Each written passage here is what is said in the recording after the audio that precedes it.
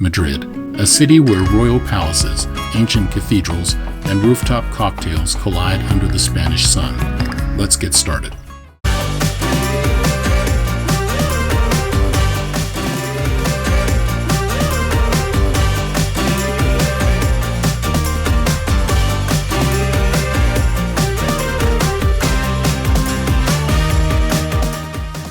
Today we're diving into the heart of Madrid, where we'll be taking unforgettable day trips to Ávila and Segovia to visit fairy tale-like castles and medieval walls. Don't forget to like, comment, and subscribe to our channel so you don't miss the next leg of this epic journey. Madrid, the fiery capital of Spain, from its plazas to buzzing tapas bars. Madrid has grown into a city of boulevards, Baroque palaces, flamenco guitars, with the aroma of churros and coffee on every corner. What is that? What is that? Rellenos con churros y con helado. Yeah, that's an ice cream. But what is it? It's a churro and a croissant. Y chocolate. We checked into Hotel Indigo Gran Via, and let me tell you, this location is perfection. Your steps from theaters, restaurants, and rooftop views that make you fall in love with the city before you've even left your room. The rooms are chic and modern, but those views. Step out on the terrace, and you're surrounded by the architectural grandeur of Gran Via, one of Madrid's most iconic streets. At night, the city buzzes with life. Flamenco dancers, tapas bars, and nightclubs. It all unfolds just outside your door. It's said that you have to experience Madrid at night. This is when the city truly comes alive. While many cities wind down after sunset, Madrid turns up the volume.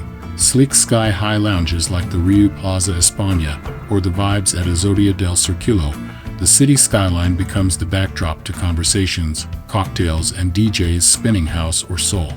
First stop, Hotel Riu's rooftop terrace is one of the highest in the city. Just so you know, in Madrid, dinner doesn't even start until 9 or 10 p.m. It's a slow ritual. Tapas shared between friends, wine poured generously, laughter echoing, the city is buzzing. At Riu Plaza, there's even a glass walkway if you're feeling brave. It's the perfect place to toast your first night in Spain, watching Madrid do what it does best. Live. If Madrid already seems like a happening place, you're right. Tomorrow we dive into medieval Spain with castles, cathedrals, and stone city walls that feel like a living fairy tale. Early the next morning, we hopped on a bus headed northwest toward Ávila. As we leave the city behind, the landscape shifts into rolling hills and olive groves. And then suddenly, rising on the horizon like something out of a medieval painting, we see it. Ávila, a city encased in stone. This World Heritage Site is famous for its massive medieval walls, stretching more than 2.5 kilometers and studded with 88 stone towers. These are true fortifications, built by Christian kings to defend against attacks.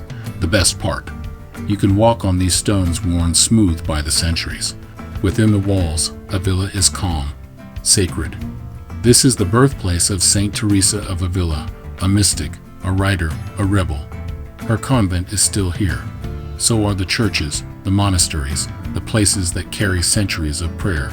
You can visit her convent, and if you listen closely, you can almost hear the echoes of devotion in the stone chapels. As you drift through history, Ávila invites you to slow down and just listen.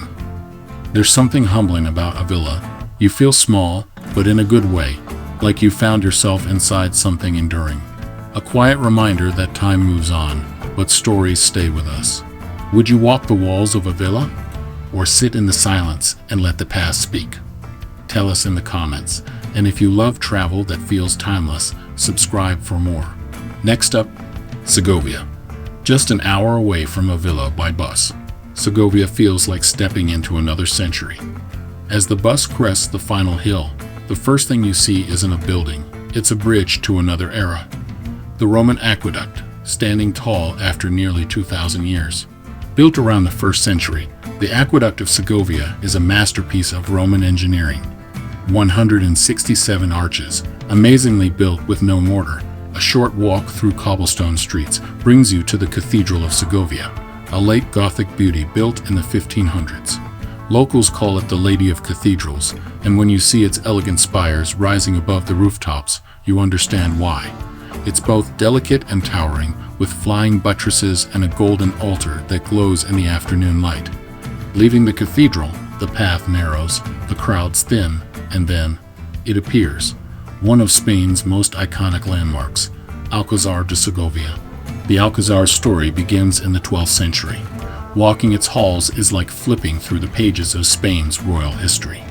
Every chamber, from the Hall of the Kings with its carved friezes to the throne room, seems to hum with echoes of power. Queen Isabella I was crowned here. Yes, the same Isabella who sent Columbus to the New World.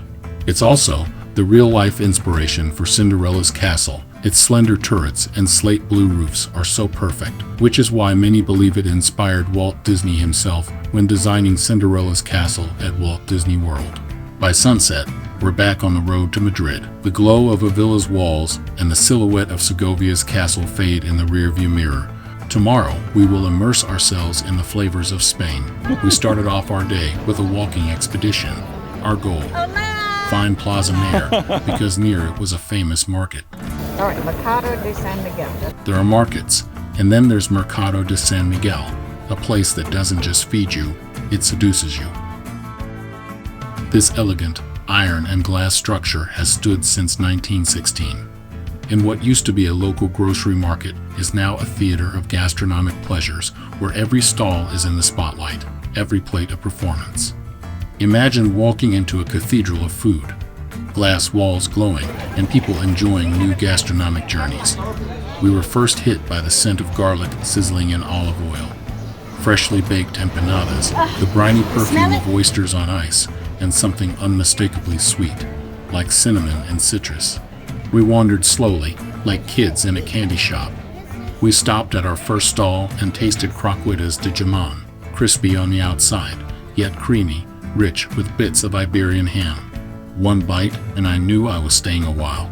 Then we stopped at another stall, where they shaved paper-thin slices of jamon iberico de pelota right in front of us. It melted on our tongues like velvet. The taste, nutty, earthy, almost sweet. We grabbed a glass of red wine, wandered a little more, and found another stall serving pulpo a la gallega, octopus on sliced potatoes, sprinkled with smoky paprika. Delicate, salty, it was perfection.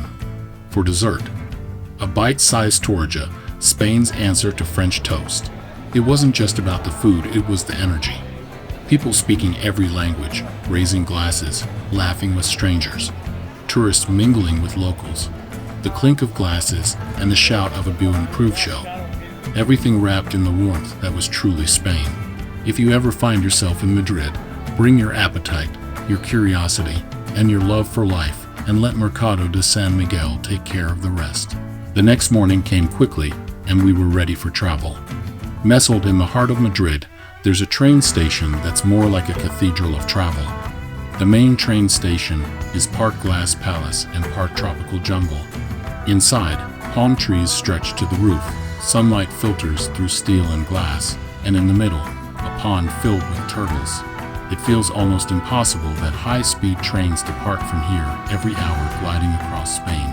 This is a sleek, silent bullet train capable of hitting 186 miles per hour, and in less than 3 hours, we'll be trading the wide plazas of Madrid for sun-soaked shores. If you'd like to see more content like this, like and subscribe to the channel. Until next time, safe travels. Next stop, Barcelona.